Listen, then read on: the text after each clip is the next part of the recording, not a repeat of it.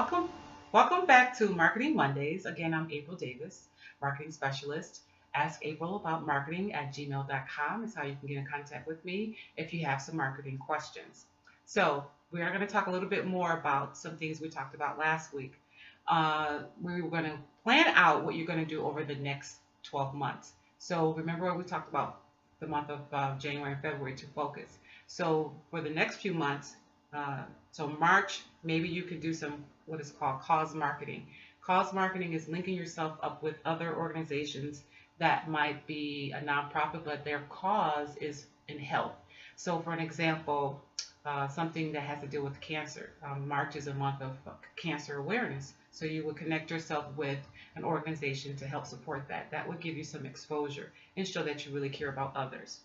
In the month of April is also child reading of the month, and I keep my notes so that I don't forget the main points on what I would like to share with you because I don't want to just give you a list of do's and don'ts. I want you to be able to implement the things that we talk about.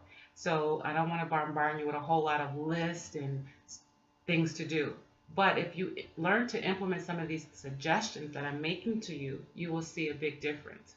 One of the main reasons I say that is because everyone is at a different place in their business. So if you've been in business from 1 to 5 years, you're going to do things differently than a person who's been in business from 5 to 10 years, and then 10 to 15 years, and then 15 years above. Not everything is going to work the same way for every business because everyone has a different business. So, for an example, some of you have been using direct marketing, and maybe now you don't use direct marketing, you use email. And maybe you don't use email now, perhaps you use networking events to get the word out.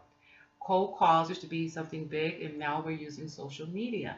So things have changed. So, do you remember when it used to be fax on demand? Yeah. Who does that now? So things have changed. So you have to kind of change with the times. So let's look at the month of June, July, August.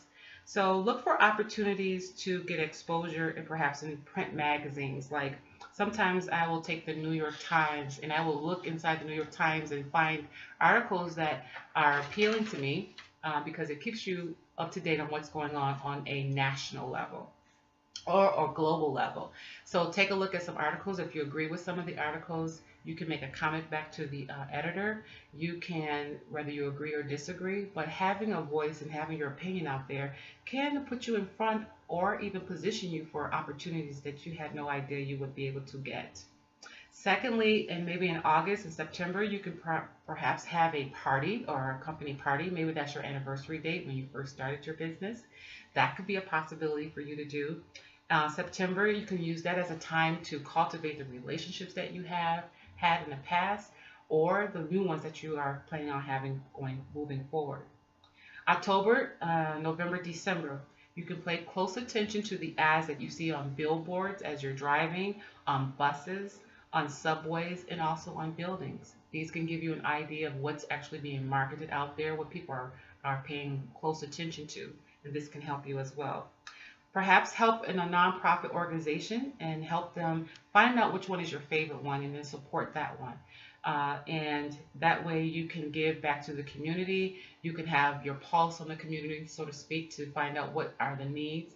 I always like to help teenagers in school. So I usually develop a program once a year where I can go in and volunteer my services and talk to teenage girls about setting goals and staying in school. So whatever your passion is to help others, I would say to look at those opportunities closely and then leverage yourself so that you can be a part of something bigger than yourself.